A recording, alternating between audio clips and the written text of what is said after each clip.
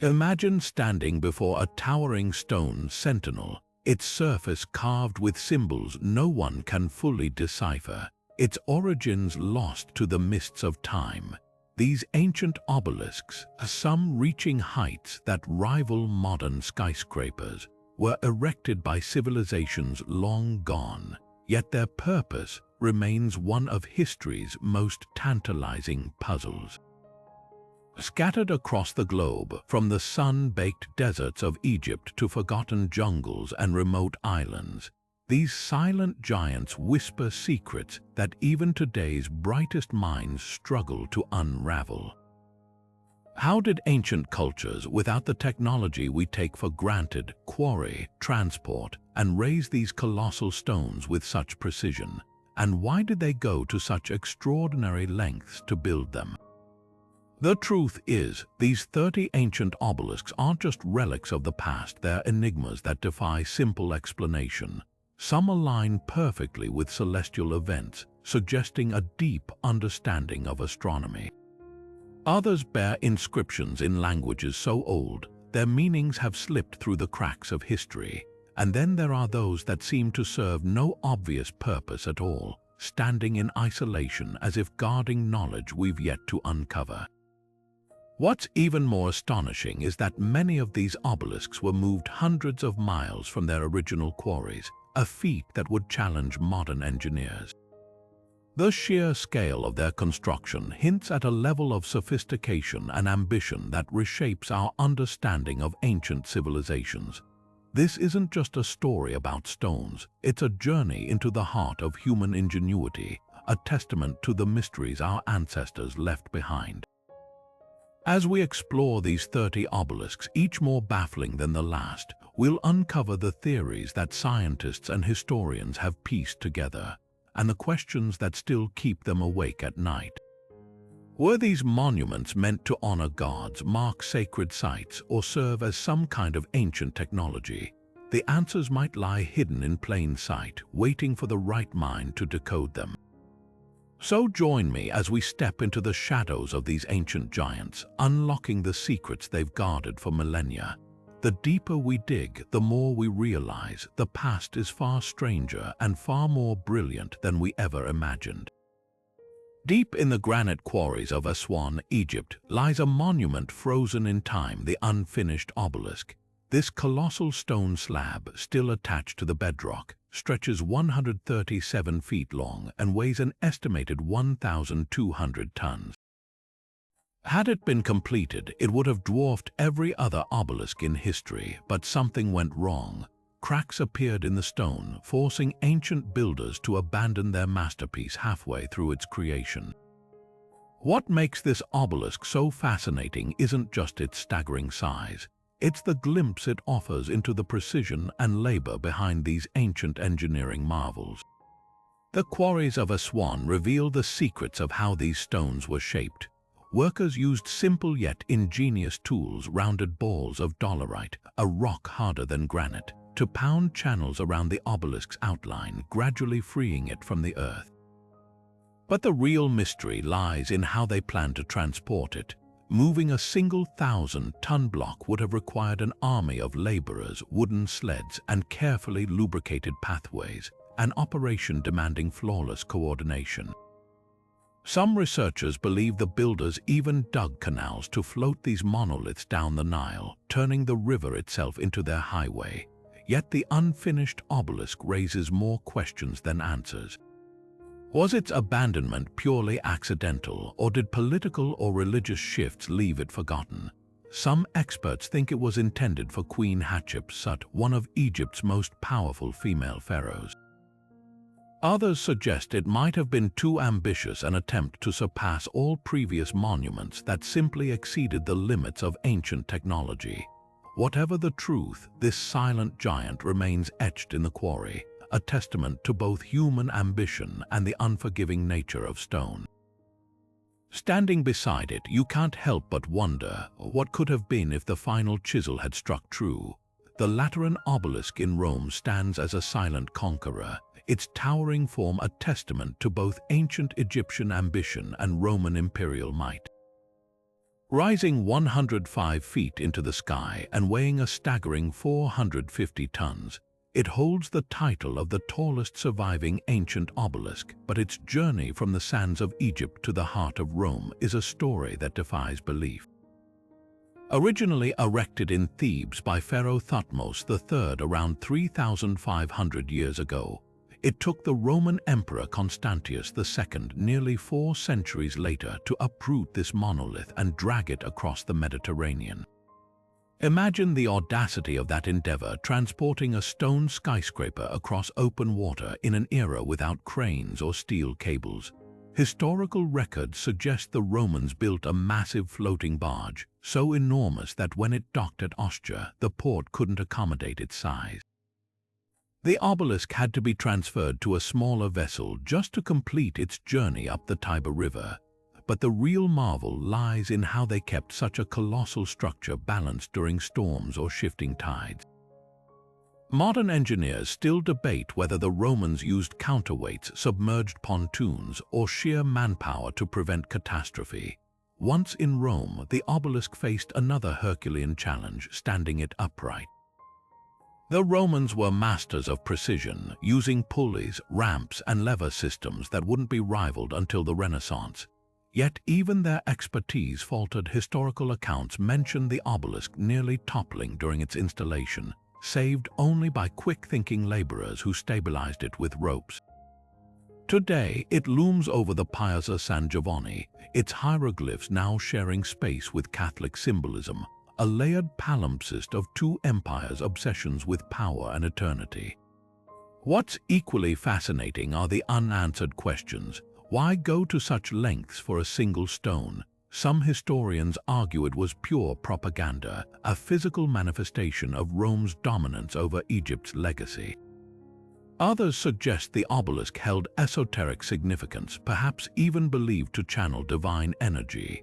Whatever the reason, its survival through millennia of wars, earthquakes, and neglect is a marvel in itself. The Lateran obelisk isn't just a relic, it's a dare from the ancient world, challenging us to unravel how they achieved the impossible. And as the sunlight catches its weathered inscriptions, one thing becomes clear: we're still catching up to their genius. Standing proudly in the heart of Paris, the Luxor obelisk seems almost out of place, a slice of ancient Egypt nestled between the grandeur of the Champs-Élysées and the bustling traffic of Place de la Concorde. This 75-foot-tall red granite monument, adorned with intricate hieroglyphs, once stood at the entrance of the Luxor temple in Thebes, where it had watched over pharaohs and rituals for over 3,000 years. So how did this sacred relic end up nearly 3,000 miles from home? The answer lies in a tale of diplomacy, engineering audacity, and a bit of imperial rivalry. In the early 1800s, France's King Louis Philippe sought a monument to outshine the treasures Britain and other European powers were collecting from distant lands. Egypt's ruler, Mohammed Ali Pasha, offered not one but 2 obelisks as a gift, an act of goodwill that also conveniently removed symbols of the country's pagan past. Transporting the first obelisk, however, became a 2-year odyssey of near disasters. Engineers built a custom ship, the Luxor, with a massive hole in its hull to secure the monolith upright. During the voyage, storms nearly capsized the vessel, and at one point the crew had to cut the mast to prevent disaster. When it finally arrived in Paris in 1833, the city erupted in celebration, but the real challenge was still to come. Erecting the obelisk required a feat of ingenuity. A team of engineers, led by the brilliant Apollinaire Lebas, designed a complex system of pulleys, winches, and counterweights. On the day of its raising, thousands gathered to watch, holding their breath as the obelisk inched upward. Lebas reportedly stood beneath it, placing his own life at stake, a dramatic gesture to prove his confidence in the machinery. When it finally settled into place, the crowd erupted in cheers, though the second obelisk never made the journey. To this day, its twin remains in Luxor, a silent counterpart to its Parisian sibling. But the hieroglyphs tell an even older story. Carved during the reign of Ramses II, they proclaim the pharaoh's divine right to rule and his military victories. Yet some symbols remain cryptic, particularly those hinting at possible astronomical alignments or rituals lost to time. Modern scans reveal faint markings beneath the surface, suggesting the obelisk might have been repurposed from an even older structure. And then there's the gold cap that once crowned it, mentioned in ancient texts but missing for centuries. Was it looted, melted down, or hidden away? The Luxor obelisk is more than a trophy, it's a riddle wrapped in stone. Why did Ramses commission so many of these monuments? Some scholars believe they functioned as cosmic antennas, channeling the sun's energy during solstices. Others argue they were mere propaganda, stone billboards proclaiming pharaonic power. Whatever the truth, the obelisk's journey from the banks of the Nile to the heart of Paris reminds us that these ancient marvels still hold sway over our imagination. As sunset gilds its hieroglyphs, you can almost hear the whispers of the priests who once walked in its shadow, voices from a world we're still trying to understand. High on the sun-scorched plains of northern Ethiopia, the Axum obelisks rise like stone sentinels from a forgotten age. These towering stelae, some reaching nearly 100 feet tall, bear little resemblance to the sleek monuments of Egypt. Instead, they resemble multi-story buildings carved from single blocks of granite, their facades etched with false doors and intricate latticework. But what truly sets them apart is their mystery. Why were so many of these colossal stones toppled in antiquity, only to be painstakingly resurrected centuries later? The tallest standing obelisk, known as the Great Stele, stretches 108 feet skyward, roughly the height of a 10-story building. But its original counterpart, the fallen giant stele, would have dwarfed it at 160 feet had it not shattered during its erection. Archaeologists still debate whether this collapse was an engineering miscalculation or an intentional act of sabotage during Axum's turbulent history. The precision of their construction baffles experts. Each stele was quarried miles away, transported across rugged terrain, and then carved with such intricate detail that some appear to mimic Axum's own palaces, complete with symbolic windows and beam end designs. Astronomical clues add another layer of intrigue. Several stelae align with celestial events, particularly the rising of Sirius, the star sacred to both Ethiopian and Egyptian traditions. Could these monuments have served as giant cosmic calendars, marking solstices or agricultural cycles? Some researchers point to their strategic placement near royal tombs, suggesting they acted as conduits between earthly rulers and the divine. Others note eerie similarities to pre-Christian Jewish symbolism, reflecting Axum's legendary ties to the Queen of Sheba and the lost Ark of the Covenant. Then there's the puzzle of their fall and revival. In the 6th century, Axum's rulers converted to Christianity, and many stelae were deliberately toppled, possibly to erase pagan traditions. Yet in the 1930s, Mussolini's forces looted one of the largest obelisks, shipping it to Rome as a trophy of conquest. It wasn't until 2008, after decades of negotiations, that the stolen stele was returned in pieces and meticulously reconstructed.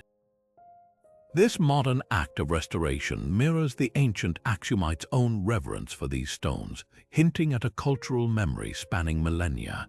Today, the Axum obelisks stand as silent witnesses to a civilization that once rivaled Rome and Persia in wealth and influence.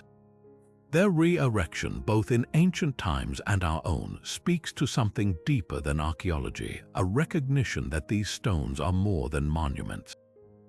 They're living links to a past that refuses to be forgotten, challenging us to decode their secrets one carved symbol at a time.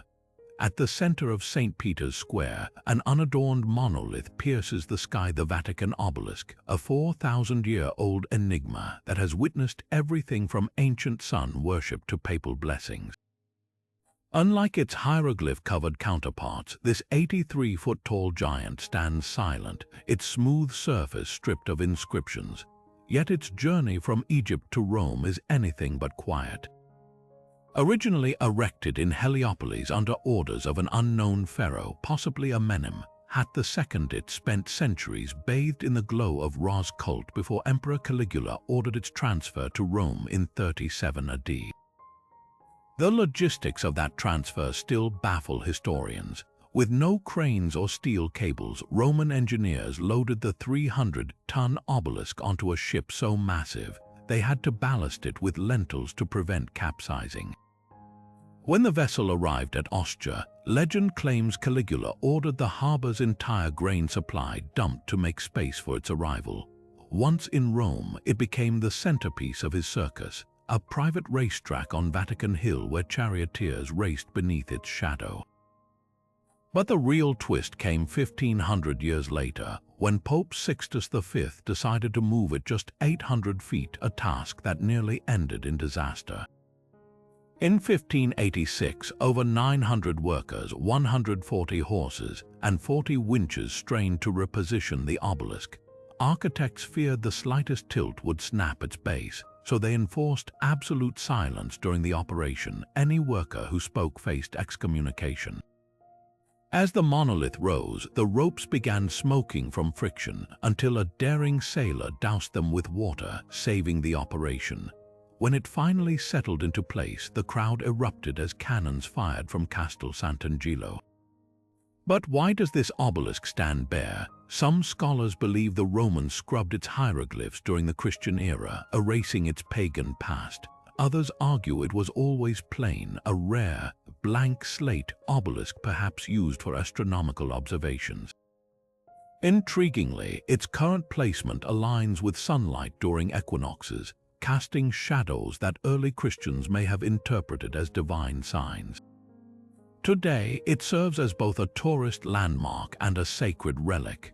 During Easter, the Pope blesses crowds from its base, continuing a tradition that unwittingly echoes the solar rituals of its distant past.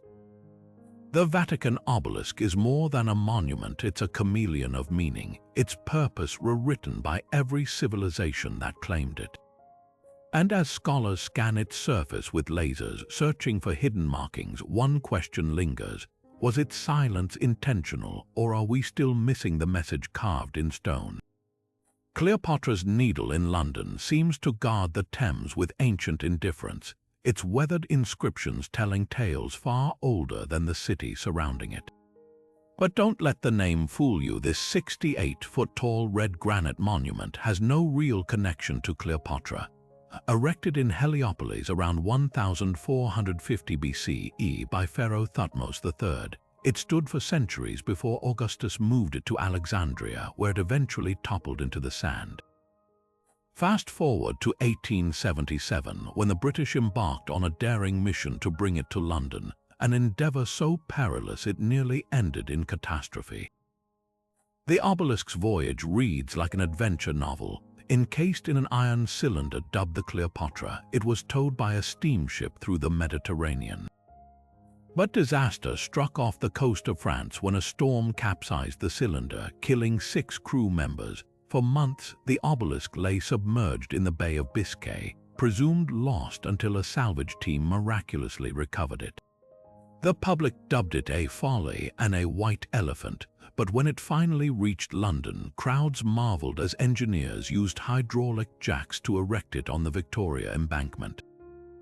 The ceremony included a time capsule buried beneath it, filled with Victorian-era oddities like photographs of English beauties and a set of imperial weights, a bizarre juxtaposition against the obelisk's ancient grandeur.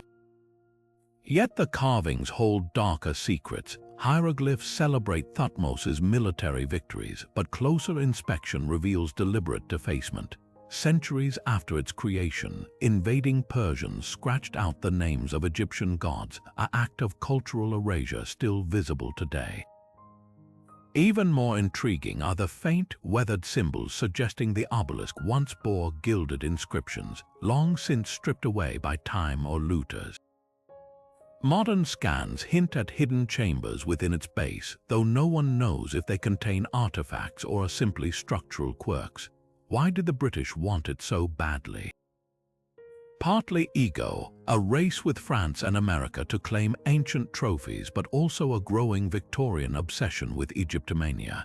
Yet London's pollution has taken a toll, slowly eating away at hieroglyphs that survived millennia in the desert. Conservationists now battle acid rain to preserve what's left, an ironic struggle for a monument that withstood wars, shipwrecks, and empires. Cleopatra's Needle isn't just a relic, it's a survivor, its scars telling a story no museum could replicate. Standing beneath it, you're left to wonder, will its whispers outlast the modern world just as they did the pharaohs? Across the Atlantic from its London twin, New York's Cleopatra's Needle rises from Central Park, its scarred surface bearing witness to a journey as dramatic as any pharaoh's saga. This 69-foot-tall obelisk, also commissioned by Thutmose III, once stood beside its London counterpart in Heliopolis before their paths diverged across millennia. While both needles share identical origins, their modern stories couldn't be more different, especially in how they've weathered time and human hands. Transporting the New York obelisk in 1880 was no small feat. After diplomatic wrangling between the United States and Egypt, a team led by Lieutenant Commander Henry Gorringe tackled the logistical nightmare. With no government funding, Gorringe relied on private donations, including a hefty sum from railroad tycoon William Vanderbilt. The obelisk's voyage involved a custom-built steamship, a near-catastrophic collision in the Hudson River, and a custom railroad track laid across Manhattan to haul its 220 tons to Central Park. The final challenge, erecting it without the hydraulic technology available to the British. Workers used an ingenious system of wooden derricks and hemp ropes, holding their breath as the monolith tilted into place over 86 days of painstaking labor. Yet the real mystery lies in its rapid decline. While London's Needle shows weathered but legible hieroglyphs, New York's counterpart has suffered far worse erosion in just over a century. Acid rain and pollution play a role, but archaeologists blame another culprit, the obelisk's own base. Unlike its London twin, which rests on a ventilated foundation, New York's was embedded directly into damp soil, trapping moisture that accelerated decay. Even more bizarre are the drill marks left by early 20th century restorers who mistakenly cleaned the surface with metal tools, scarring hieroglyphs that had survived intact for 3,000 years. Then there's the question of celestial alignment, or lack thereof. In Egypt, both needles allegedly marked solstices, but New York's placement seems almost random. Some speculate engineers prioritized aesthetics over archaeoastronomy, turning it 90 degrees from its original orientation. Others whisper about Freemason involvement. Vanderbilt and Gorringe were both members, and the obelisk's unveiling included Masonic rituals. Could its positioning hide symbolic meaning? Today, conservationists battle to preserve what's left. Laser scans reveal ghostly traces of gilding beneath the damage, hinting at a long-lost brilliance. Meanwhile, urban legends swirl around its base, rumors of secret chambers or even a curse tied to the deaths of workers during its relocation. Whether monument or mystery, New York's Needle stands as a stark contrast to its London sibling, two ancient twins separated by an ocean, united only by the marks of time and the restless hands of civilizations determined to claim them. Perched in the heart of Istanbul's Hippodrome, the ancient Egyptian obelisk of Theodosius seems strangely at home amidst the minarets and bustling bazaars. This 60-foot-tall monument, originally erected in Luxor by Pharaoh Thutmose III around 1500 BCE, somehow survived a journey that would have shattered lesser stones, dragged across deserts, shipped up the Nile, and hauled over mountains to its new home in the 4th century AD. But the most striking feature isn't just its survival, it's what's conspicuously missing. The gleaming gold capstone that once crowned it, mentioned in ancient texts as a conduit for the sun god's power, vanished without a trace. Was it looted, melted down, or hidden away during the obelisk's tumultuous journey? The story of its relocation reads like an imperial drama. Roman Emperor Theodosius I, eager to cement Constantinople's status as the new Rome, ordered the obelisk transported from Egypt's Karnak temple. Carving it into 3 pieces for the journey, engineers faced near-impossible odds navigating the Nile's cataracts, then crossing the Mediterranean in a ship so overloaded it nearly sank in a storm. Upon arrival, reassembling the monolith required a feat of precision. The base alone, adorned with intricate reliefs of Theodosius and his court, shows workers using pulleys and wooden cranes to maneuver the massive stone into place. One misstep would have reduced it to rubble, yet the obelisk's hieroglyphs tell a darker tale. Close inspection reveals deliberate chisel marks where later hands defaced the names of Egyptian gods, possibly by early Christians eager to purge pagan symbols. Even more puzzling are the Byzantine additions, Latin inscriptions boasting of Theodosius's triumph over barbarian tribes, grafted onto a monument already thousands of years old. It's as if each civilization that claimed the obelisk couldn't resist rewriting its story, layering their own legacy over the original. Then there's the mystery of its alignment. In Luxor, the obelisk stood as part of a pair, meticulously positioned to catch the first rays of dawn during solstices. In Istanbul, it faces no discernible celestial pattern, raising questions about whether its relocation was purely symbolic or if Byzantine engineers misunderstood its astronomical purpose. Recent ground-penetrating radar hints at something buried beneath its pedestal, a hidden chamber or foundation deposit, perhaps, but political tensions have stalled further investigation. Today, the obelisk stands as a silent witness to empires risen and fallen, its missing capstone a reminder of all we've lost to time. Pollution and earthquakes have weathered its surface, yet the hieroglyphs still whisper of pharaohs and sun rituals. As tourists circle its base, few realize they're walking in the footsteps of Roman emperors, Egyptian priests, and Ottoman sultans, all drawn to this stone like moths to a flame. The Istanbul obelisk doesn't just bridge continents, it stitches together millennia of human ambition, one weathered glyph at a time. Buried in the shifting sands of time, the Feats obelisk might seem modest compared to its towering cousins standing just 22 feet tall, but this unassuming monument holds a secret that reshaped history. Unlike other obelisks adorned with cryptic symbols, this one carried a message meant to be understood by 2 civilizations at once.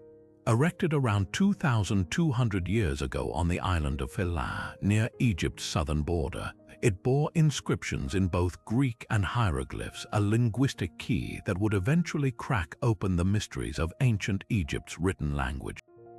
The breakthrough came thanks to a stroke of luck and royal politics. The obelisk was commissioned by Ptolemy VIII and his quarreling wives, Cleopatra II and Cleopatra III, as a peace offering to the temple of Isis. The Greek text, a decree praising the rulers, was carefully matched to its hieroglyphic counterpart, a rare instance of the same message carved in 2 scripts. Centuries later, British explorer William John Banks stumbled upon the obelisk in 1815. Recognizing its potential, he had it shipped to England, where scholars like Thomas Young and Jean-François Champollion pored over its parallel text. Champollion, in particular, used it to confirm his theory that hieroglyphs weren't just symbolic but represented sounds, leading to the eventual decipherment of the Rosetta Stone's more famous inscriptions. Yet the obelisk's journey didn't end there. In a twist of irony, this monument dedicated to unity became a pawn in geopolitical struggles. After Napoleon's expedition to Egypt, the French and British competed fiercely for antiquities, and the Feats obelisk was hauled to Kingston Lacy, an English estate, as a trophy. Centuries of weathering and clumsy restoration attempts nearly erased its delicate carvings until modern laser scans revealed hidden details, including faint traces of pigment proving it was once vibrantly painted. What makes the Feats obelisk truly remarkable isn't just its role in decipherment, but the questions it still poses. Why did the Ptolemies choose such a remote location for this bilingual monument? Some scholars suggest it was a strategic display of power near the turbulent Nubian frontier. Others believe the Temple of Isis, a center of pilgrimage, demanded a statement accessible to both Egyptian priests and Greek-speaking visitors. And then there's the lingering mystery of its missing twin, another obelisk mentioned in ancient records, possibly still buried somewhere beneath the sands. Today, the obelisk stands as a quiet revolutionary. Without its bilingual clue, Champollion might never have unlocked the Rosetta Stone, leaving much of Egypt's history mute. As sunlight traces its weathered inscriptions, it's hard not to marvel at how one stone, moved across continents by rival empires, became the unexpected bridge between two worlds, one ancient, one modern, whispering secrets across millennia. In the shadow of Karnak's great temple, Queen Hatshepsut's obelisk rises like a declaration in stone, one of the tallest ever erected by a female pharaoh, its tip once sheathed in electrum to catch the sun's first light. Standing nearly 100 feet high and weighing over 300 tons, this monument wasn't just an architectural marvel, it was a bold political maneuver. Hatshepsut, ruling in a time when women weren't meant to wear the double crown, used these obelisks to cement her divine right. The hieroglyphs winding up their sides leave no room for doubt. "I have done this with a loving heart for my father Ammon," she proclaims, aligning herself with the gods while subtly undermining her male rivals. What's even more astonishing is how she built them. The granite was quarried in Aswan, over 100 miles south, and historians believe Hatshepsut's engineers pioneered a revolutionary technique. Instead of dragging the obelisks horizontally, they may have been transported vertically, balanced on sledges and rotated on lubricated pivot points, and method so risky, a single misstep could have shattered the stone. At Karnak, workers dug trenches to guide the monoliths into place, then used ramps and ropes to raise them upright. The precision is staggering. The obelisk's placement aligns with the winter solstice sunrise, flooding Karnak's inner sanctum with light in a calculated display of celestial theater. But Hatshepsut's legacy wasn't left unchallenged. After her death, her stepson Thutmose III systematically defaced her monuments, chiseling away her cartouches and smashing statues. Strangely, though, the obelisks were spared, perhaps because they honored Ammon, or because dismantling them would have been too dangerous. Today, one still stands, its inscriptions partially erased but its message enduring, a testament to a ruler who dared to reshape history.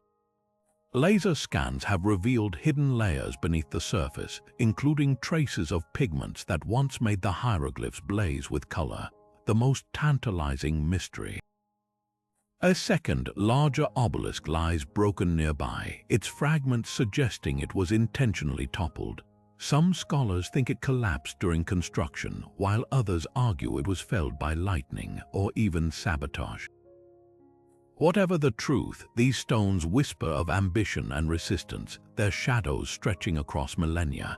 To stand before them is to witness the defiance of a queen who turned stone into propaganda and engineering into art. Rising from the ruins of ancient Heliopolis, the obelisk of Senusret I stands as a silent sentinel of a lost city, one of the few surviving remnants of what was once Egypt's most sacred solar sanctuary. Erected nearly 4,000 years ago during the Middle Kingdom, this 66-foot-tall monolith of red granite isn't just one of the oldest obelisks still standing, it's a time capsule of religious revolution. While later pharaohs would erect taller, more ornate monuments, Senusret's obelisk holds something far more precious, the earliest known inscriptions explicitly linking these towering stones to the cult of the sun god Ra. The hieroglyphs spiraling up its sides tell a story of divine transformation. Senusret didn't just build this obelisk, he weaponized it. At its base, carvings depict the pharaoh presenting offerings to Ra, but the language is radical for its time. Senusret declares himself not just a ruler but the son of Ra, a title previously reserved for the gods themselves. This wasn't mere vanity, it was political theology in stone. By anchoring his legitimacy to solar worship, Senusret weakened the power of local priesthoods, centralizing authority under the crown.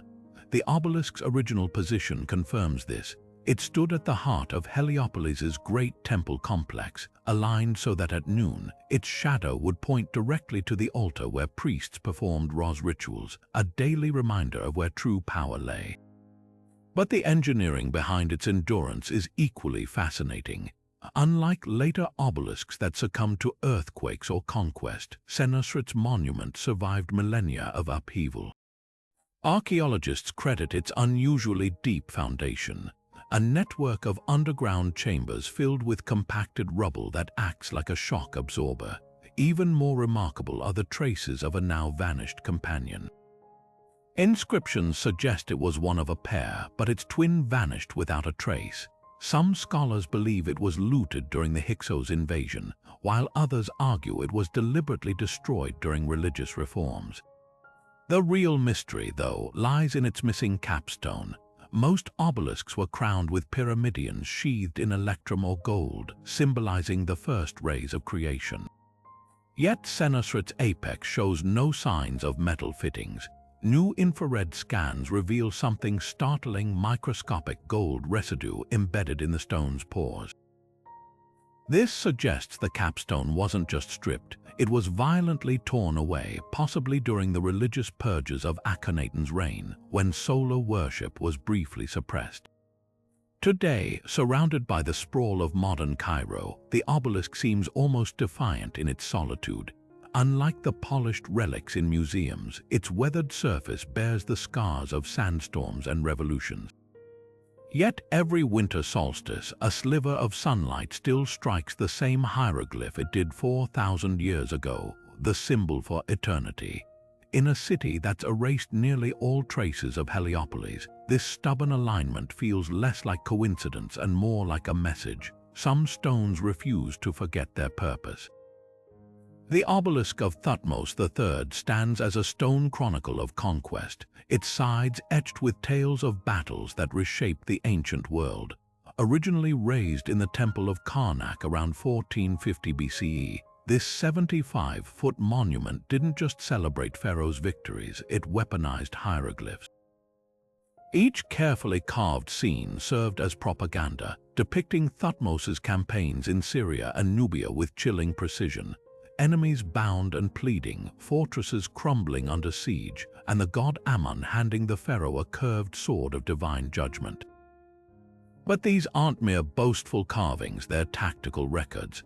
Scholars have matched the inscriptions to surviving military annals, revealing how Thutmose used psychological warfare, like parading captured kings through the streets of Thebes before executing them publicly beneath this very obelisk. Centuries later, the monument's journey took an unexpected turn. In the 4th century AD, the Roman Emperor Constantine, determined to make Constantinople the new Rome, ordered the obelisk's relocation from Egypt. The logistics were staggering. Workers disassembled it into 3 sections, each hauled on barges up the Nile, then transferred to a specially built ship capable of weathering Mediterranean storms. Contemporary accounts describe how the vessel nearly capsized off the coast of Greece, saved only by sailors who jettisoned other cargo to keep the stone afloat. When it finally reached Constantinople, the obelisk faced another challenge: reassembly. The Romans, masters of engineering, devised a system of bronze clamps and molten lead to lock the pieces together, a technique so effective those joints still hold firm today despite 1,600 years of earthquakes. Yet the most tantalizing gaps in its story lie in what's missing.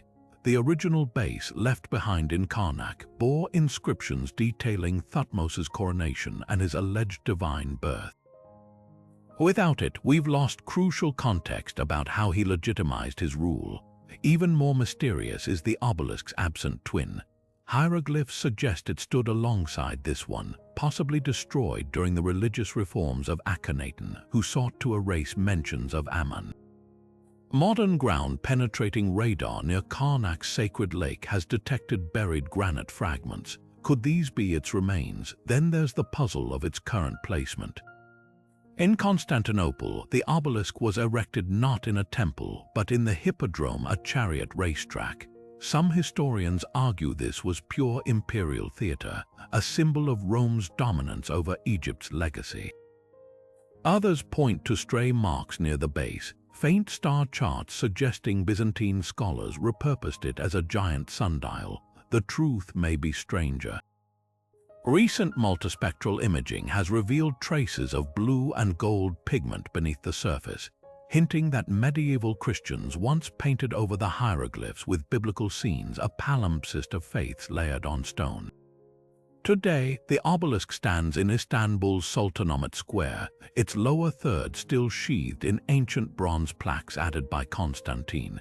These later additions tell a competing story, one of Roman triumph, while Thutmose's original carvings gaze skyward, their meaning slowly fading under centuries of pollution. It's a monument that refuses to be pinned down, belonging equally to pharaohs, emperors, and the modern tourists who circle its base, unaware of the blood and ambition cemented into every glyph. Perhaps that's the ultimate power of Thutmose's obelisk. No matter how many times it's moved or reinterpreted, the stone still whispers of a king who believed his deeds deserved eternity. At the entrance to Luxor Temple, one solitary obelisk stretches toward the sky, its missing twin an ocean away in Paris. But these monuments, erected by Ramses the Great over 3,000 years ago, were never meant to be separated. Originally standing side by side, they formed a gateway to the divine, each 75 feet of red granite quarried from Aswan and transported over 150 miles down the Nile. What makes these twins extraordinary isn't just their size, but their secret language of light. Historians discovered that their precise placement created a celestial calendar. During the summer solstice, shadows from the paired obelisks would frame the temple's inner sanctuary, illuminating statues of Amun-Ra at dawn like a spotlight from the gods themselves. The choice of red granite wasn't accidental. Unlike sandstone used for lesser monuments, this dense, rosy stone symbolized the sun's first rays at dawn. Quarrying it required brutal precision. Workers hammered wooden wedges into natural fissures, then soaked them with water until the expanding would split the rock. But the real marvel lies in the hieroglyphs. Ramses didn't just carve his name, he embedded a clever trick. The inscriptions boast of his military victories, yet close examination reveals older cartouches beneath, evidence that Ramses stole earlier pharaohs' monuments and recarved them as his own. When the French claimed one obelisk in the 1800s, they unknowingly severed an ancient partnership. The remaining Luxor obelisk now stands lopsided, its alignment distorted without its twin to complete the solstice effect. Meanwhile, the Parisian counterpart endures a different fate. Pollution has eaten away at gilded inscriptions that once declared Ramses a living god, details still visible on its Egyptian sibling. Recent laser scans reveal something startling. Faint star charts near the base, suggesting priests used the obelisks not just for ritual, but as massive observational tools to track Sirius, the star tied to Nile floods. Some scholars argue the twin separation was inevitable, one destined to stay as a sentinel of Egyptian heritage, the other to become a trophy of colonial ambition. Yet as the sun still strikes the Luxor obelisk's apex each solstice, it casts a shadow that points unmistakably northeast toward Paris. Whether coincidence or cosmic joke, the stones seem to remember their bond across continents and centuries, a silent dialogue between the land of their birth and the city that claimed half their legacy.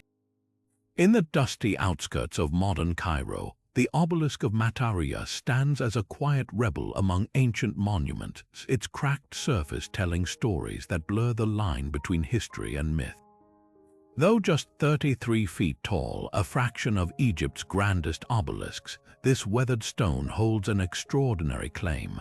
Local tradition insists it marks the exact spot where the biblical tree of life once grew in the Garden of Eden. Arabic manuscripts from the Middle Ages describe pilgrims circling the obelisk, pressing their hands against its warm surface in hopes of divine visions. But the stone's true origins are even older, rooted in the sun-worshipping rituals of Heliopolis, the legendary city of the sun that once thrived here. The obelisk's connection to Ra, the sun god, reveals a cosmic purpose. Unlike most obelisks that faced temples, this one stood at the center of an open court, its shadow acting as a giant sundial for priests tracking solstices. Ancient texts describe how sunlight would strike its pyramidion at noon, casting a beam that illuminated a hidden altar below, a theatrical display meant to mimic Ra's journey across the sky. But the real magic lay in its stone. Geologists confirm it's Brexia porphyry, a rare speckled rock quarried over 400 miles away in the eastern desert. Its crimson flecks were believed to contain traces of Ra's fiery essence, making the obelisk a literal conduit between earth and heaven. For centuries, the site drew pilgrims from across the ancient world. Greek historians like Strabo wrote of travelers drinking from a sacred well beside the obelisk, convinced its waters held healing powers. Early Christians later repurposed the spot, claiming the well was where Mary drew water during the Holy Family's flight to Egypt. This layering of beliefs left its mark literally. Scratches near the base reveal where medieval visitors chipped off stone fragments as talismans, while Coptic crosses etched into one side show how new faiths overwrote the old without erasing them entirely. The most tantalizing mystery, though, lies beneath the obelisk. 19th-century excavations uncovered a network of tunnels radiating from its base, some leading to submerged chambers packed with votive offerings, amulets, ceremonial blades, even desiccated remains of birds thought to be solar symbols. Radar scans suggest these tunnels align with the rising sun during the equinoxes, hinting at rituals lost to time. Today, the obelisk stands surrounded by tangled streets and apartment blocks, its sacred well now capped with concrete. Yet every winter solstice, a sliver of sunlight still finds its way through the urban sprawl to touch the stone's apex, a faint echo of the celestial dance it once orchestrated. Whether it marks Eden's gate or Ra's throne, the obelisk of Materia remains a rare bridge between scripture and stone, where every scratch tells a story of those who came seeking answers from God's long silence. The obelisk of Amenhotep II lies in ruins today, its once majestic form reduced to scattered fragments near the Temple of Karnak. But these broken pieces tell a story of resilience and reinvention. Originally towering over 80 feet tall, this monument was commissioned by a pharaoh known as Egypt's warrior king. Yet its stones bear the marks of multiple civilizations that couldn't resist repurposing its grandeur. The most striking feature isn't what remains, but what's been borrowed. Sections of the obelisk's red granite were hacked away and reused in later construction projects, some ending up in the foundations of medieval Coptic churches and even Ottoman-era fortifications. Archaeologists piecing together its history face a tantalizing jigsaw puzzle. Inscriptions on surviving fragments boast of Amenhotep's military campaigns, including his legendary archery skills. Texts claim he could pierce copper targets with arrows while riding a chariot at full speed. But the real mystery lies in the obelisk's astronomical alignment. Unlike most monuments facing east or west, its base suggests it pointed northeast, possibly toward the rising of Sirius during the Nile's flood season. This unusual orientation hints at a deeper purpose, perhaps a ceremonial marker for rituals tied to both war and fertility, blending Amenhotep's dual identity as conqueror and divine provider. Theories about its original height verge on the extraordinary. By measuring the angle of surviving taper and comparing it to other 18th dynasty obelisks, experts believe it may have been part of a matched pair, each weighing over 250 tons. Some fragments show peculiar drill marks consistent with Roman-era tools, suggesting an attempt to dismantle it for transport, a plan apparently abandoned when workers encountered the stone's stubborn density. Even more curious are the grooves found near the base, worn smooth by ropes. These hint at a failed relocation effort centuries before the Romans, possibly during the chaotic reign of Akhenaten, when orthodox symbols were systematically dismantled. What truly sets this obelisk apart is its afterlife. In the 12th century, Crusaders allegedly mistook one of its fragments for biblical Pillars of Solomon, carting it off to Acre before losing it at sea. Another section turned up in the 1950s, repurposed as a doorstep in a Luxor village home. The most poignant remnant, though, lies near Karnak's sacred lake, a 6-foot chunk still bearing Amenhotep's cartouche, half buried in the earth like a forgotten oath. Modern technology has unveiled secrets the naked eye could never see. Ground-penetrating radar reveals subterranean chambers beneath the original site, possibly containing foundation deposits, ceremonial offerings placed during construction. Thermography scans show unusual heat patterns in the remaining stones, suggesting they once absorbed and radiated sunlight in a way that made them appear to glow at dawn. Was this intentional, a final whispered boast from a pharaoh who built monuments not just for his time but for epochs he could never have imagined? The obelisk of Amenhotep II may lie in pieces, but its legacy is anything but broken. Half buried in a quiet Cairo neighborhood, the obelisk of Al-Mazallah stands as a fractured monument to forgotten astronomy. This 22-foot-tall red granite survivor, dating back over 4,000 years to the reign of Senusret I, once formed part of a vast celestial observatory in ancient Heliopolis, the City of the Sun. Unlike its more ornamental cousins, this obelisk served as the anchor point for an elaborate solar calendar, its shadow tracing precise arcs across a paved stone plaza to mark equinoxes and solstices. But the real intrigue lies in its scars. Deep grooves along one side hint at a deliberate attempt to topple it, possibly during religious purges when solar worship fell out of favor. The obelisk's alignment reveals an astonishing precision. Archaeoastronomers discovered that its eastern face points directly to the winter solstice sunrise, while carvings near its base depict priests holding notched palm ribs, early tools for measuring shadow length. This wasn't just a monument, it was a functioning scientific instrument.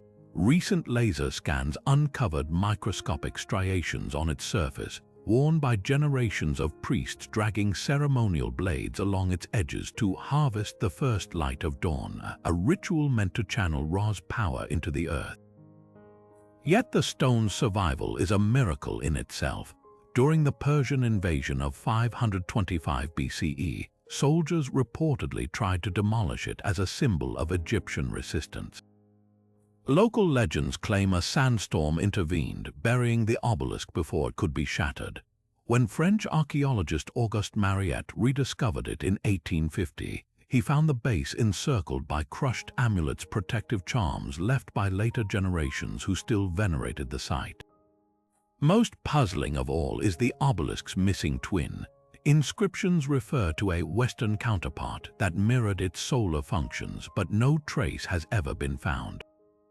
Ground-penetrating radar near the site reveals an anomaly, a dense object buried 30 feet deep, perfectly aligned with the surviving obelisk. Could this be its partner, deliberately concealed during one of Egypt's many religious upheavals?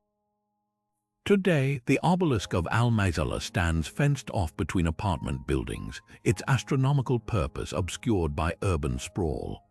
But on the summer solstice, when the sun strikes its apex at precisely 63 degrees, a sliver of light still traces the ancient hieroglyphs that proclaim, "The sky measures time, and this stone is its scribe." A quiet reminder that even in ruin, some monuments never stop speaking. The obelisk of Nectanebo II stands in silent testimony to a kingdom on the brink of collapse, a monument that never quite fulfilled its purpose. Carved from rich green schist, a stone prized for its connection to resurrection myths, this 17-foot-tall fragment captures the paradox of Egypt's last native pharaoh, grand ambitions etched in a race against time. Unlike the towering monoliths of earlier dynasties, Nectanebo's obelisk remains stubbornly unfinished, its lower third rough-hewn as if the artisans fled mid-stroke. Yet the inscriptions that were completed tell a fascinating story of defiance. Hieroglyphs declare Nectanebo as the chosen of Horus, but hidden beneath the traditional boasts lies a curious addition, a plea to the gods to hold back the storm from the north, likely referencing the looming Persian invasion. Archaeologists examining the quarries at Aswan found something extraordinary: the matching base of this obelisk, abandoned in situ with chisels still lying nearby. Tool marks suggest work halted abruptly, possibly when news arrived of Persian forces crossing the Sinai. Even more telling are the pigment traces, unusually vibrant blues and greens indicating the obelisk was being painted as it was carved, a desperate rush to completion unseen in other royal monuments. The stone itself holds clues to its political urgency. Schist deposits near the Red Sea were perilously close to Persian-controlled trade routes, making its extraction a logistical gamble. The inscriptions reveal another layer of intrigue. While most obelisks glorify military victories or divine favor, Nectanebo's text focuses oddly on domestic reforms, tax reductions, temple restorations, and promises of justice for the peasant. Some scholars read this as propaganda targeting internal dissent, while others see it as a pharaoh preparing his people for hardship, the most poignant detail. A partially carved scene showing Nectanebo presenting the obelisk to the gods, except the figures of the deities were left blank, as if the artisans couldn't decide which gods might still be listening. Modern imaging technology has peeled back centuries of grime to reveal something startling beneath the surface: a honeycomb of chiseled channels. These weren't structural flaws, but intentional conduits possibly meant to hold liquid offerings that would seep slowly through the stone, a ritual never before seen in obelisk design. Was this innovation or desperation, a final attempt to rally divine intervention against an unstoppable tide? Today, the obelisk sits in the Cairo Museum, its jagged top a stark contrast to the polished relics around it. Yet in its incompleteness, it speaks louder than any finished monument, a stone cut short by history, much like the dynasty it was meant to celebrate. The obelisk of Domitian stands in Rome's Piazza Navona, its rose-hued granite glinting under the Mediterranean sun, but this is no ordinary Egyptian relic. What makes it extraordinary isn't just its height of 54 feet or its hieroglyphs praising pharaohs Domitian never knew.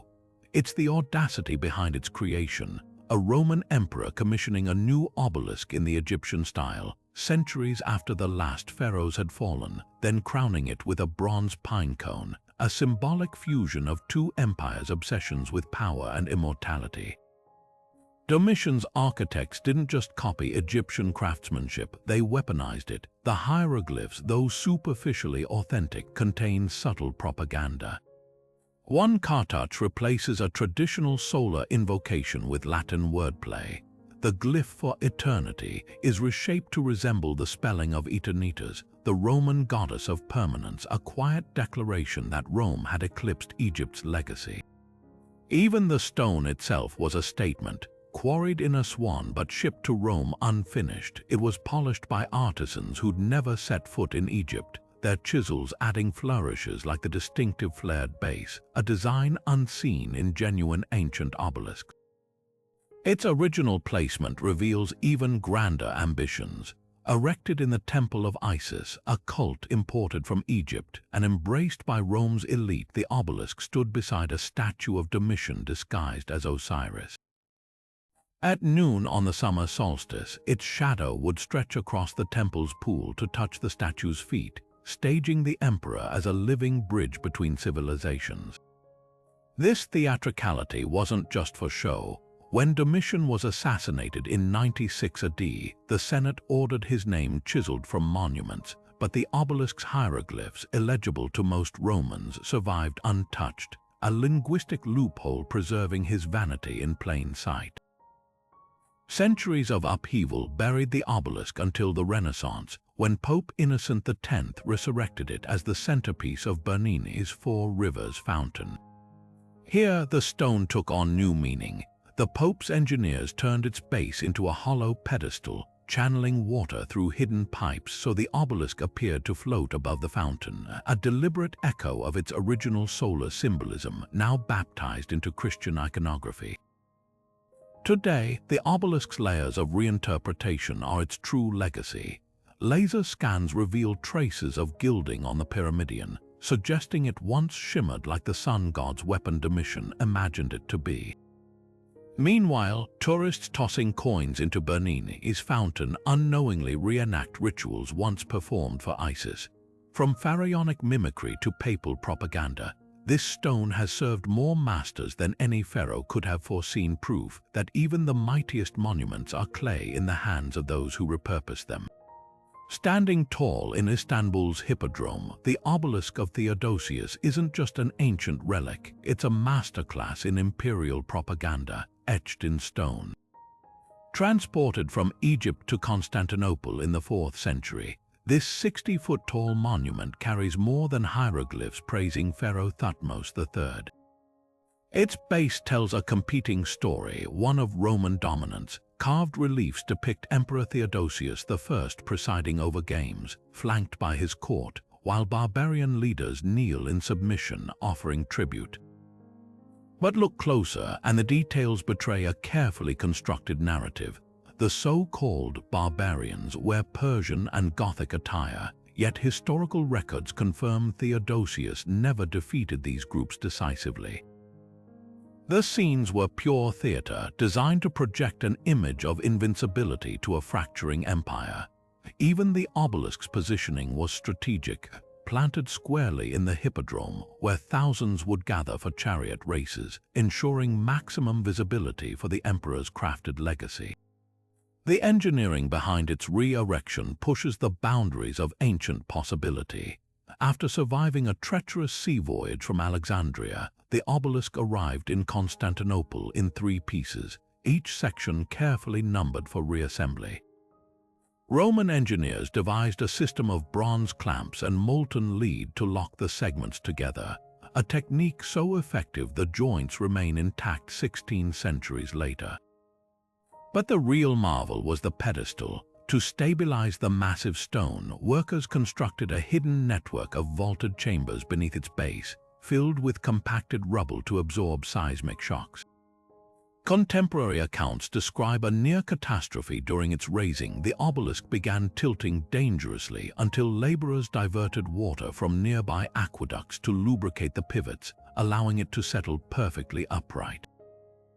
Celestial alignment adds another layer of intrigue. In its original home at Karnak, the obelisk formed part of a solar alignment, casting shadows that marked solstices. In Constantinople, its purpose shifted. Recent laser scans reveal faint star charts carved into the marble platform, constellations like Orion and Ursa Major, positioned to mirror their appearance during the city's founding celebrations. Some scholars believe Byzantine astronomers used the obelisk as a fixed reference point to track planetary movements, repurposing Egyptian solar symbolism for a new cosmic order. Yet the most tantalizing detail lies in what's missing. The original gold capstone, mentioned in Egyptian texts as a conduit for divine energy, vanished during its relocation. Rumors swirled for centuries that it was melted down to fund a military campaign, stolen by Persian spies, or even hidden beneath the Hippodrome's track. Ground-penetrating radar has detected an anomaly beneath the pedestal, a metallic object roughly the size and shape of the lost pyramidion. Whether it's the capstone or something else entirely remains one of Istanbul's oldest unsolved mysteries. Today, the obelisk stands as a silent negotiator between worlds, its Egyptian hieroglyphs facing east toward its homeland, its Roman pedestal rooted in Western imperial ambition. As the sun sets, casting its shadow across the Hippodrome's ancient stones, the monument seems to whisper 2 histories at once, one of pharaohs who believed their words would echo through eternity, and another of emperors desperate to carve their own place in time. The obelisk of Psamtik II hides its true identity beneath centuries of mistaken glory. a monument that spent millennia being credited to more famous pharaohs before modern archaeology revealed its real creator. Now standing in Rome's Piazza Montecitorio, this 68-foot-tall red granite giant began its life in Heliopolis around 2,600 years ago, erected by a lesser-known ruler whose ambition outstripped his legacy. Psamtik II ruled for just 6 years, his reign overshadowed by his predecessors, yet he left behind an obelisk so meticulously crafted that Romans assumed it must have belonged to Ramses the Great. The error wasn't corrected until 1989, when a team scraping away grime near the base uncovered Psamtik's hidden cartouche, a deliberate act of modesty, or perhaps political caution from a pharaoh who knew his dynasty was fragile. What makes this obelisk truly unique isn't just its mistaken identity, but the menagerie at its feet. The original Roman pedestal, carved when Emperor Augustus brought the stone to Rome in 10 BCE, features a stunning array of creatures, lions, crocodiles, and even a scarab beetle, all seemingly unrelated to Egyptian tradition. Archaeologists initially dismissed them as decorative whimsy until they noticed something startling. The animals align with constellations depicted in Augustus's newly commissioned sundial nearby. This wasn't just a trophy, it was part of Rome's first solar calendar, repurposed to track time with Egyptian precision. The lion symbolizes Leo, the crocodile represents the Nile's flood season, and the scarab, a clever Roman nod to the Egyptian symbol of rebirth, twisted into an imperial metaphor for Augustus's new age, transporting this obelisk tested Roman engineering to its limits. Historical accounts describe how Augustus's engineers, lacking Egypt's slave labor force, built a revolutionary floating crane to lift the monolith onto a custom barge. During the voyage, a storm in the Mediterranean nearly shattered the obelisk against the ship's hull, an event later spun by imperial poets as Neptune himself bowing to Roman might. Once in Rome, workers faced another nightmare. The base cracked during installation, forcing them to reinforce it with molten lead poured into hidden channels. X-rays reveal these repairs still hold today, a testament to ancient problem solving. But the most fascinating twist lies in the hieroglyphs themselves. Psamtik's inscriptions, though beautifully carved, are riddled with odd errors, reversed symbols, misspelled titles, and grammatical mistakes unseen in earlier obelisks. Some scholars argue this points to a decline in scribal knowledge during Egypt's late period. Others suggest a darker possibility. The obelisk was originally meant for another pharaoh, and Psamtik's artisans hurriedly altered it, their unfamiliarity with older scripts betraying their rush. Today, the obelisk serves an unintended purpose. Its shadow, once aligned with Augustus's sundial to mark hours, now stretches across Italy's Parliament building, an accidental symbol of time's power over political empires. As sunlight glints off its polished apex each morning, it casts a faint but undeniable echo of two civilizations, one that built it to honor the sun and another that stole it to conquer time itself. The obelisk of Constantius II looms over Rome's Circus Maximus, a 100-foot-tall testament to imperial audacity. Originally carved in Egypt for Pharaoh Thutmose III 15 centuries earlier, this red granite giant endured a journey so improbable, even Roman historians marveled at its absurdity. Constantius II, desperate to outshine his rivals, ordered its transport from Alexandria to Rome in 357 AD, an endeavor that transformed a sacred monument into a spectacle of raw engineering might. Workers disassembled the obelisk into 3 sections, each hauled onto barges so massive contemporary accounts claim they blocked the Nile for weeks. But the real trial came at sea. A Mediterranean storm nearly sent the middle section to the depths until quick-thinking sailors lashed it with ropes coated in beeswax, creating makeshift shock absorbers that saved the stone from shattering against the ship's hull. Arrival in Rome only escalated the drama. Erecting the reassembled obelisk required an army of laborers and a pulley system so complex, the engineer in charge allegedly slept beneath it during the raising, staking his life on his calculations. When it finally stood upright, Constantius ordered a radical transformation. The hieroglyphs praising Ammon were left intact, but the base was carved with new scenes blending Christian and imperial imagery. Crosses intertwined with laurel wreaths, angels holding globes inscribed with Latin prayers. This wasn't just a trophy, it was a propaganda hybrid, merging Egypt's solar symbolism with Rome's burgeoning state religion. Modern scholars debate whether this fusion was sincere faith or political theater. Some point to the subtle details. The Christian motifs face west toward the Vatican, while the Egyptian hieroglyphs tilt east toward the rising sun, a literal balancing act between two worldviews. Others note the strategic timing. Constantius unveiled the obelisk during a divisive church council, using its grandeur to position himself as the unifier of a fracturing empire. The stone's survival through the fall of Rome is its own mystery.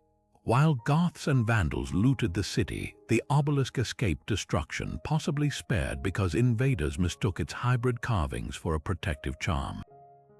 Later, medieval chronicles refer to it as the witch's needle, with locals believing its shadow could cure ailments at certain hours. Today, laser scans reveal hidden layers beneath the surface. Faint traces of mercury suggest the Romans once coated parts of the hieroglyphs to make them gleam in sunlight, while grooves near the base hint at a long-lost mechanized sundial attachment. But the most poignant detail lies in the cracks. Seismic imaging shows fractures from a medieval earthquake that nearly toppled it, a vulnerability masked by ingenious Roman joint work that still holds firm. Standing before it now, you're witnessing not just an ancient monument, but a survivor of empires, faiths, and the relentless passage of time. The obelisk of Montecitorio in Rome hides a celestial secret beneath its deceptively simple facade. Originally erected in Heliopolis by Pharaoh Psamtik II around 600 BCE, this 68-foot-tall red granite giant didn't start as a mere monument. It was designed as the world's most precise sundial. When Emperor Augustus brought it to Rome in 10 BCE, he didn't just want a trophy, he envisioned a cosmic clock that would synchronize the city with the heavens. Engineers positioned it as the gnomon of a massive marble sundial in the Campus Martius, its shadow stretching across a paved plaza inlaid with bronze lines marking hours, seasons, and even astrological signs. At noon on Augustus's birthday, the shadow would point directly to the Aura Passus, his altar of peace, a theatrical fusion of timekeeping and imperial propaganda. But the Romans made a critical error modern reconstructions still can't fully correct. Recent laser scans reveal the obelisk tilts slightly southwest, a deviation from its original alignment. Scholars believe this wasn't accidental. Augustus's engineers likely adjusted its angle to compensate for Rome's latitude, but overcompensated, throwing off solstice markers by several days. Even more intriguing are the hieroglyphs. While they glorify Psamtik, close examination shows peculiar gaps where gilded panels once were, possibly stripped during transport. These missing elements held the key to the obelisk's secondary function, a star map. Inscriptions describe Sirius and Orion's positions during the Nile floods, suggesting Egyptian priests used it to predict agricultural cycles. Augustus repurposed these celestial codes, embedding them into his sundial's design to link Roman harvests to Egyptian wisdom. The real shock came in 2010, when restorers discovered faint etchings near the base constellations invisible to the naked eye. These weren't ancient, they were medieval additions, likely carved by monks who used the obelisk as an astronomical teaching tool. This layering of celestial knowledge, Egyptian, Roman, and medieval, turned the stone into a palimpsest of timekeeping traditions. Today, standing outside Italy's parliament, the obelisk still casts shadows, though urban sprawl has disrupted its original function. Yet on the equinox, if you stand at just the right angle, its apex aligns with the first light of dawn, a fleeting echo of Augustus's grand design and a reminder that even the mightiest rulers bowed to the cosmos. Along the banks of the Nile, where the river bends near the ancient city of Hermopolis, the obelisk of Antinous stands as a monument to love, loss, and a mystery that has puzzled historians for centuries. Erected by the heartbroken Emperor Hadrian in 130 AD, this slender 40-foot-tall obelisk isn't just a tribute to Antinous, the emperor's young lover who drowned in the Nile. It's a coded artifact blending Egyptian mythology, imperial grief, and a cult that swept the Roman Empire. Unlike traditional obelisks glorifying pharaohs or gods, this one bears inscriptions that twist Egyptian funerary texts into something deeply personal. Hieroglyphs describe Antinous as a god who listens to prayers and the star shining over Hadrian's heart, phrases never before used for a non-royal. But the real enigma lies in the deliberate errors, crossed symbols, inverted cartouches, and grammatical quirks that some scholars believe were hidden messages between Hadrian and the priests who sanctified Antinous' memory. The cult of Antinous that erupted after his death adds another layer of intrigue. Temples dedicated to the deified youth sprang up from Greece to Britain, with followers believing he could channel blessings of healing and protection. Pilgrims flocked to the obelisk, convinced its shadow at dawn could cure infertility, a belief possibly fueled by the monument's alignment with the winter solstice sunrise. Modern laser scans reveal something startling. Microscopic wear patterns suggesting devotees ritually poured liquids over the base, perhaps wine or sacred oils that seeped into porous channels carved beneath the stone. Yet the obelisk's journey through time is just as compelling. After Rome's fall, it was toppled and buried for centuries, only to resurface in the 1700s when Napoleon's soldiers mistook it for a mere column. Its hieroglyphs were so unusual that early Egyptologists dismissed them as forgeries, until excavations at Hadrian's villa uncovered matching inscriptions. Today, it stands in Rome's Pincian Hill, its apex missing, a lost pyramidion that some theorists claim was deliberately removed to suppress its pagan power. The most haunting question remains, was Antinous' death an accident or something darker? The obelisk's base depicts him alongside Osiris, god of the underworld, but with symbols usually reserved for sacrificial victims.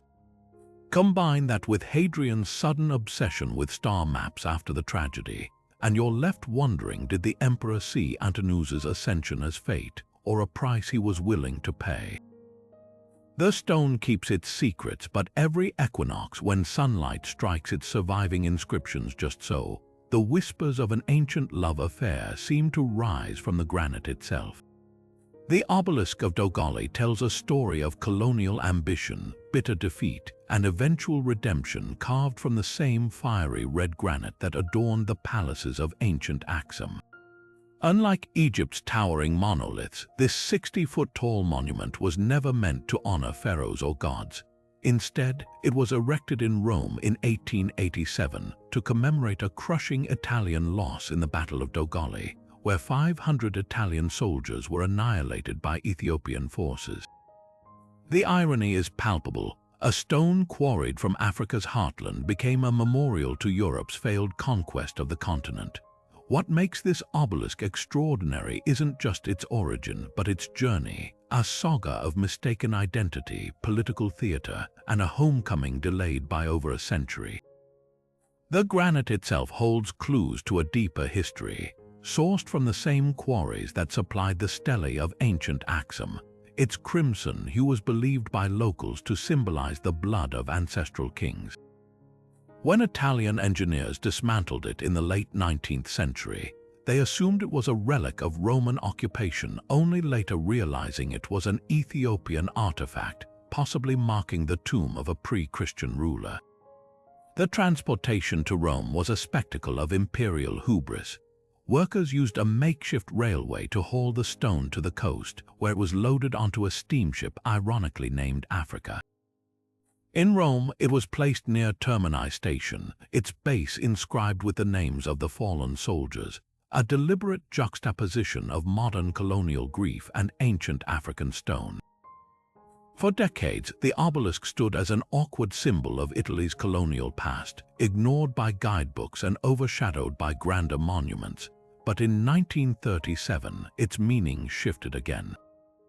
Mussolini, eager to legitimize his invasion of Ethiopia, moved it to a park beside the Ministry of Colonies, reframing it as propaganda for a new imperial era. The hieroglyphs' original axumite carvings of crescents and solar discs were misinterpreted as proof of Italy's historical ties to the region. Few bothered to consult Ethiopian scholars who recognized the symbols as part of a pre-Christian astral calendar. The true turning point came in 2005 after years of diplomatic pressure. Italy finally returned the obelisk to Ethiopia, dismantling it with the same care once reserved for Roman trophies. The re-erection in Axum was a national event, with elders performing ceremonies unseen since antiquity, sprinkling the stone with water from the sacred Gihon spring. Today, it stands near the field of Stele, its scars from Roman drilling still visible, a silent witness to the resilience of a culture that refused to let its monuments or its history remain prisoners of empire. The obelisk of Dogali is more than a repatriated artifact. It's a testament to the stubborn truth that stones, like nations, have memories, and sometimes, against all odds, they find their way home. The obelisk of Santa Maria Maggiore stands at the crossroads of two worlds, its very structure a testament to the collision of Roman ingenuity and Egyptian mysticism.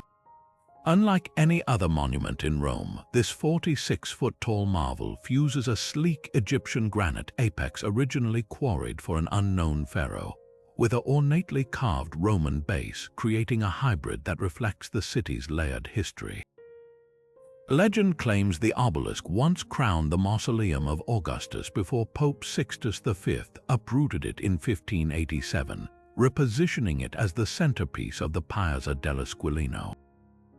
But the real magic lies beneath the surface. Hidden within its foundation are fragments of the true cross, sealed in a lead box alongside 1st-century Christian relics, a fusion of pagan stone and sacred memory that transformed the monument into a spiritual lightning rod. What makes this obelisk truly unique is its celestial choreography. Sixtus didn't just move it for decoration. He aligned it with a precise sightline connecting three major basilicas, Santa Maria Maggiore, San Giovanni in Laterano, and Santa Croce in Jerusalem. On the summer solstice, the shadow of its pyramidion points directly toward Santa Maria Maggiore's altar, where a 5th-century icon of the Virgin Mary is enshrined. This wasn't accidental theater. Medieval manuscripts reveal that Sixtus's architects used the obelisk as a gnomon for a giant sundial, its shadow tracing a path across the piazza that marked both liturgical hours and pilgrimage routes. Modern laser scans have detected faint etchings in the pavement long worn away by footsteps that once guided worshippers along this celestial pathway. The obelisk's Egyptian crown tells another story. While its hieroglyphs were scrubbed clean during its Christian repurposing, ultraviolet imaging reveals ghostly traces of cartouches beneath the weathered surface. Some scholars believe it may have honored Ramses II, repurposed by Augustus for his mausoleum as a nod to Egypt's conquered glory. The base, however, is pure Roman spectacle. Carved with scenes of Sixtus overseeing the obelisk's erection, it includes a curious detail: workers using a primitive crane powered by oxen, a technology far cruder than what the Romans actually possessed. Was this artistic license or a deliberate downplaying of engineering prowess to emphasize divine intervention? Then there's the mystery of its missing twin. Contemporary accounts mention a second, smaller obelisk placed nearby as part of Sixtus's urban plan, but it vanished during the Napoleonic Wars. Recent ground-penetrating radar near the basilica's apse has detected a submerged granite block of matching dimensions. Could this be the lost counterpart buried during renovations? The answer may lie in the archives of the Vatican Library, where a 16th century sketchbook shows the twin adorned with bronze crosses that supposedly emitted a faint chime in the wind, earning it the nickname the Whispering Obelisk. Today, as tourists circle its base, few realize they're tracing an ancient ritual path. Every December 8th, during the Feast of the Immaculate Conception, the obelisk becomes the focal point of a firework display that illuminates its apex in bursts of gold, a modern echo of the electrum cap it likely once wore. Standing at the intersection of solar precision and sacred geometry, the obelisk of Santa Maria Maggiore doesn't just bridge civilizations. It pulses with the heartbeat of a city that has always known how to repurpose the past into living myth. Buried beneath the medieval streets of Benevento for over 1,000 years, the obelisk of Benevento resurfaced in a twist of irony, broken in half and repurposed as a crude step in a monastic kitchen. This 23-foot-tall limestone oddity, now standing in the city's Piazza Papiniano, is unlike any other Roman obelisk. Instead of celebrating emperors or solar gods, its four sides are a chaotic tapestry of syncretic deities, Egyptian, Roman, and local Samnite gods mashed together in a theological fever dream. Take one face, Isis cradles the infant Horus, but her headdress morphs into the wheat crown of Ceres, the Roman harvest goddess. On another, Anubis holds his canine-headed staff, yet his feet rest on a base carved with Jupiter's thunderbolts. This wasn't just artistic fusion, it was a deliberate concoction by the cult of Isis that flourished here, twisting pantheons to suit their mystical agenda. The cult's presence in Benevento was no accident. After Rome's legions destroyed the temple of Isis in Egypt's Philae, her devotees scattered, with one faction settling in this strategic Italian crossroads. The obelisk, erected in the 1st century AD, became their central icon, a beacon for initiation rites that blended Egyptian afterlife rituals with Roman military symbolism.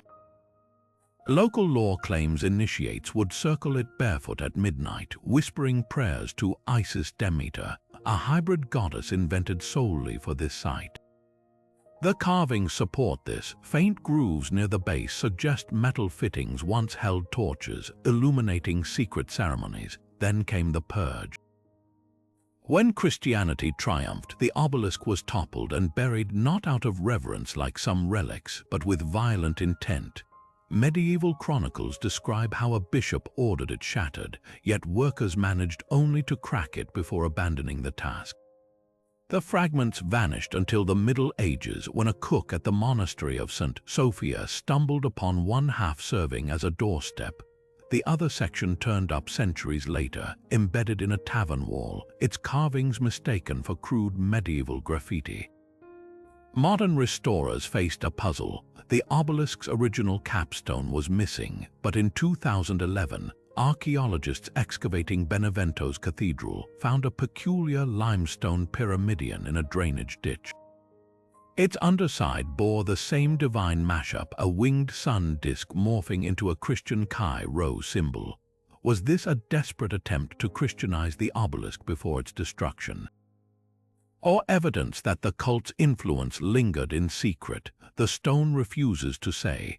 Today, the reassembled obelisk stands as a silent negotiator between faiths, its carvings worn but still whispering of a time when gods could be remade like clay in the hands of those who believed. Rising dramatically from Bernini's Fountain of the Four Rivers, the obelisk of Piazza Navona is a masterclass in Baroque deception. What appears to be a precarious balancing act is actually an engineering marvel masking centuries of political theater. This 54-foot-tall Egyptian relic, originally quarried for Emperor Domitian in the 1st century AD, began its life as the centerpiece of his private circus on this very spot. But while its hieroglyphs proclaim Domitian's divinity in traditional phrases, the real story lies in what Bernini added 1,200 years later. The base isn't just decorative, it's a hydraulic puzzle. Beneath the fountain's frothing waters, concealed channels funneled pressure upward, creating the illusion that the obelisk's massive weight was miraculously suspended above hollowed-out stone. Contemporary accounts describe how Bernini tested the system by flooding the piazza at night, adjusting the water's force until the obelisk seemed to float, a deliberate spectacle to wow pilgrims during Jubilee years. Domitian's original purpose for the obelisk was equally theatrical. Erected in his circus Agonalis, an arena for chariot races and naval battles, it functioned as both sundial and imperial prop. At noon, its shadow would stretch across the arena's track, dividing races into symbolic halves while gilded accents caught the sun, dazzling spectators. But Domitian's architects embedded a darker detail. The base's underground chambers held winches that could raise scenery or props during games, making gods or monsters appear to emerge from the earth on cue. This wasn't just entertainment, it was psychological warfare, reinforcing the emperor's image as a puppeteer of fate. The obelisk's survival through Rome's collapse is its own mystery. While Goths burned the circus, they left the stone intact, possibly daunted by its height or misinterpreting its hieroglyphs as protective spells. By the Renaissance, it lay buried under layers of rubble, forgotten until Pope Innocent X ordered its excavation in 1649. Bernini's redesign weaponized its past. He positioned the obelisk so that its shadow at midday points directly to Sant'Agnes in Agon, the church housing the Pope's tomb. A not-so-subtle nod to papal authority eclipsing imperial glory. Modern scans reveal even deeper layers. The hollow base contains a time capsule, a lead box with 17th-century coins, a fragment of the True Cross, and most intriguingly, a coded map of Rome's aqueducts. Some theorists believe Bernini used this knowledge to fine-tune the fountain's water pressure, while others argue it was a contingency plan for future restorations. Either way, the obelisk stands as a testament to how civilizations repurpose the past. From Domitian's staged divinity to Bernini's aqueous illusions, this stone has always been more than a monument. It's a mirror reflecting the ambitions of those who reshaped it.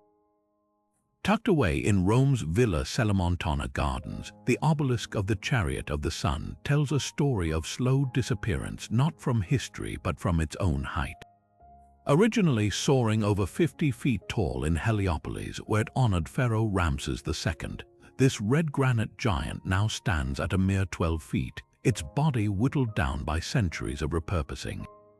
The first cut came under Emperor Augustus, who lopped off a third to fit it into his newly built Temple of the Sun.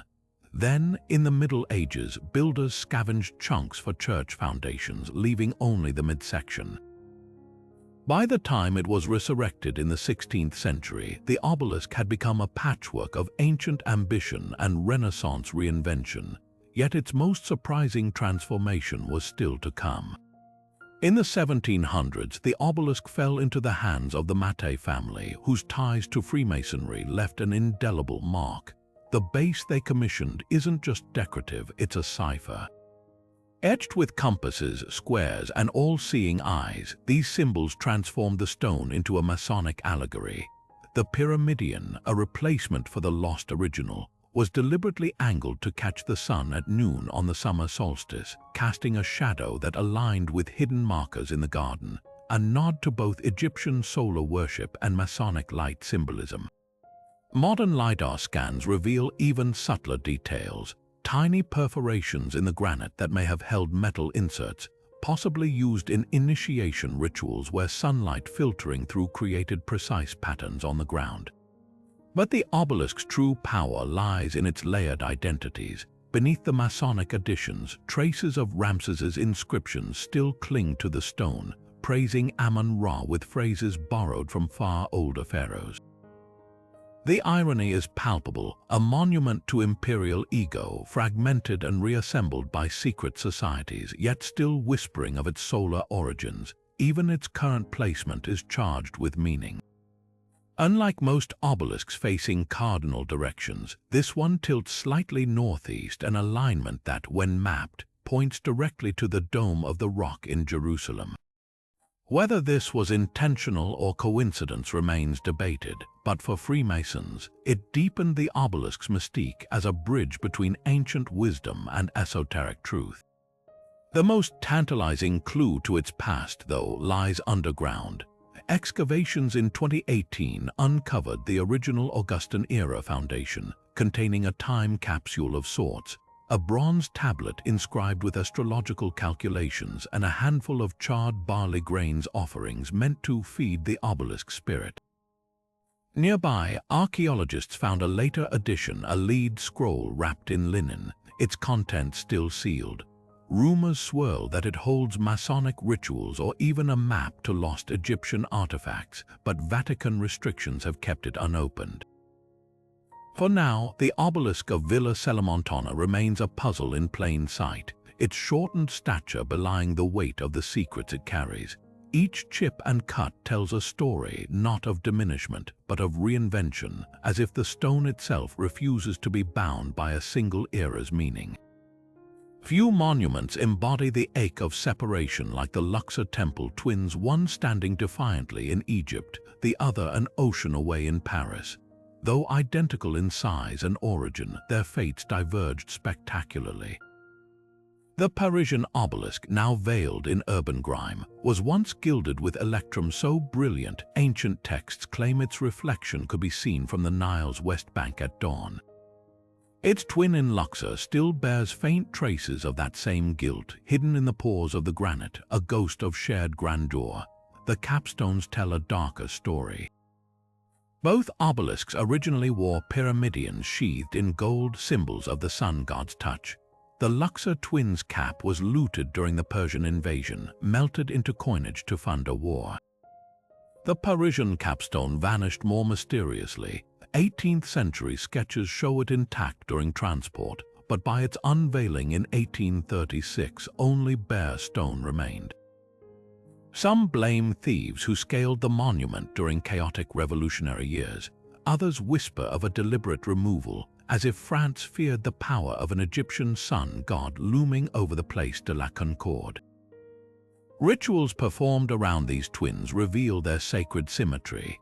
In Luxor, priests would pour libations at dawn, letting liquid flow down the hieroglyphs into channels that fed the temple's sacred lake. At the same moment, the Parisian obelisk's shadow would have touched a now-lost altar in its original position, a celestial choreography severed by colonialism. Modern laser scans of the Parisian base reveal something startling: microscopic residues of myrrh and honey in the grooves, evidence that Roman or later visitors attempted to recreate Egyptian rites far from the Nile. The most haunting difference lies in their alignment. In Luxor, the obelisk still marks the solstice with precision, its shadow stretching toward the temple's inner sanctum. The Parisian twin, rotated 90 degrees during installation, now casts shadows at random, a sundial stripped of its purpose. Yet on winter mornings, when the sun hangs low over the Seine, its silhouette still points southeast toward home.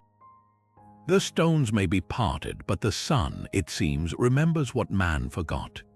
The obelisk of Heliopolis stands as the grandfather of all obelisks, a weathered sentinel from the dawn of history, its origins stretching back nearly 4,500 years to the reign of Senusret I. Unlike the polished monoliths of later pharaohs, this 66-foot-tall red granite giant wears its age openly, its surface pocked by millennia of sandstorms and human hands. What remains of its inscriptions tells a story of solar devotion so intense it shaped Egyptian religion for centuries. The hieroglyphs declare it a petrified ray of Ra, a physical conduit for the sun god's power, erected where mythology claimed the first light of creation touched the earth. But beneath these poetic boasts lies a deeper mystery. How did a civilization still mastering copper tools quarry, move, and raise such a colossal stone? Heliopolis, the city of the sun, was no ordinary construction site. The quarries at Aswan lay over 400 miles upriver, meaning this obelisk had to survive a perilous Nile journey on reed barges long before the pyramid stones were even cut.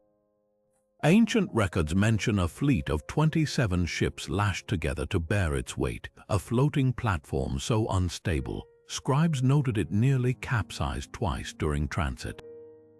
Once ashore, the challenge grew steeper. Without pulleys or cranes, workers likely built earthen ramps lubricated with Nile silt, hauling the obelisk upward inch by inch using ropes woven from papyrus and wet leather that tightened as they dried. The precision of its placement defies logic even today. Aligned within 1 degree of true north, its shadow at noon once pierced the temple's inner sanctum like a sundial's gnomon, striking an altar where priests charted the solstices with uncanny accuracy. But the most tantalizing gaps in its story lie underground.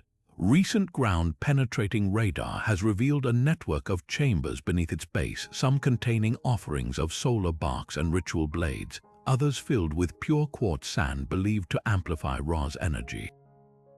Then there's the unanswerable question of its missing twin. Inscriptions speak of a second obelisk, its voice joined in eternal praise, yet no trace has ever been found. Some theorists suggest it was deliberately toppled during Akhenaten's religious revolution, when solar worship briefly fell from favor. Others point to a massive granite fragment discovered in a Cairo slum in 2018, its curvature matching the Heliopolis obelisk's taper, but without inscriptions, the link remains speculative. What truly sets this obelisk apart isn't just its age, but its afterlife.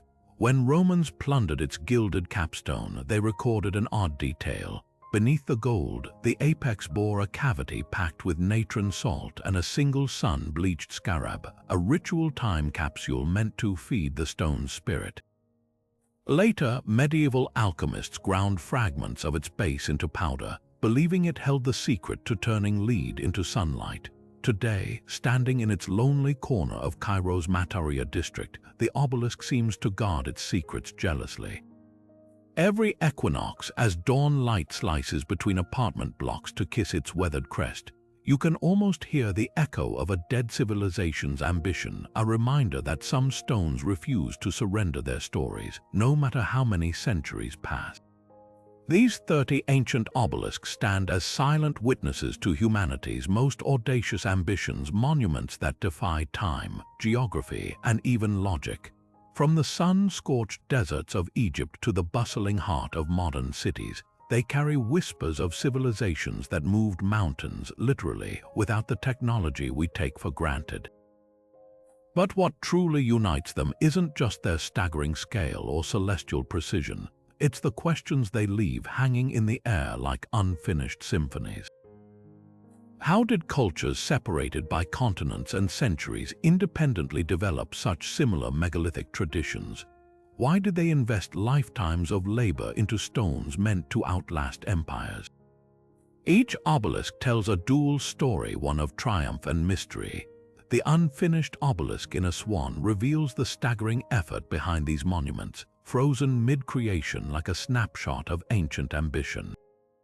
The Lateran Obelisk's journey from Thebes to Rome showcases imperial ego so vast, it dragged 1,000-ton stone across an empire just to prove it could. And then there's the haunting beauty of Axum's stelae, their astronomical alignment so precise they still mark the seasons millennia after their builders vanished. These aren't just relics, they're testaments to a universal human drive to reach for the sky, to commune with the divine, to etch our existence into the very bones of the earth. Yet for all we've decoded, the deepest secrets remain tantalizingly out of reach. The missing gold capstones, the hidden chambers beneath pedestals, the hieroglyphs that shift meaning under different light, these gaps in understanding remind us that history is never a closed book. Maybe that's why obelisks still captivate us. They're not just puzzles to solve, but mirrors reflecting our own curiosity. When we stand beneath them today, we're part of an unbroken chain stretching back to the priests who anointed them, the laborers who raised them, and the rulers who dreamed them into being.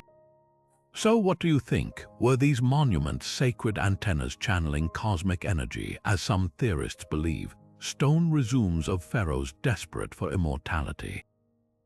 Or something even stranger, lost to time? The conversation doesn't end here. If you've stood in the shadow of one of these giants or have a theory about their purpose, share it below, because every new perspective brings us closer to unraveling their secrets. And for those hungry to see these marvels firsthand, remember, from Luxor to Paris, Istanbul to New York, these ancient sentinels are waiting. Walk their grounds, trace their carvings with your fingertips, and listen closely. Even after thousands of years, they still have stories